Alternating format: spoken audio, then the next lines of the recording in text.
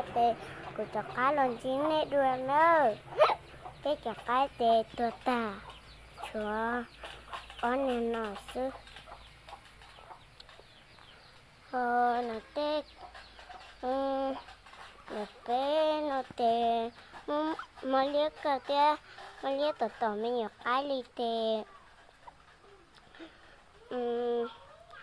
bé tê li bé mất bé tê li tỏ bé cho cái tê bé chú mà ít tụ cáiวันน้องli tê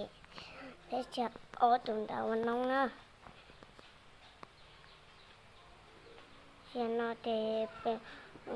bé nó sao của lúa cha nè của lúa cha tê luôn nó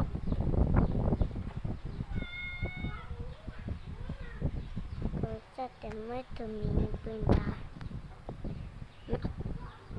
thì tụi mình nó mà bé ngã tuần là đó nó lòng một bé té nhớ nên chuyện nó bé lúc ra rồi nó sẽ là mẹ cho xả đi trả tiền nữa bé lúc ra thế ra cho nhẹ sữa chỉ cho mỗi nhiều cô chỉ biết tiền nên nó bận chiếu ông nóซื้อtiền cô chơi là thay nó cho nên sao em nè bỏ nó chụp hết lúc bé nữa cô mà cô từ mẹ mà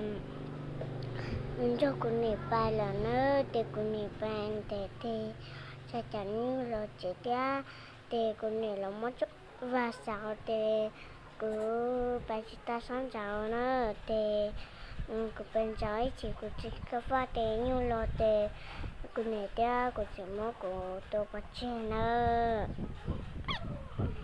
là bên lúc cứ nó giờ đi để cứ bài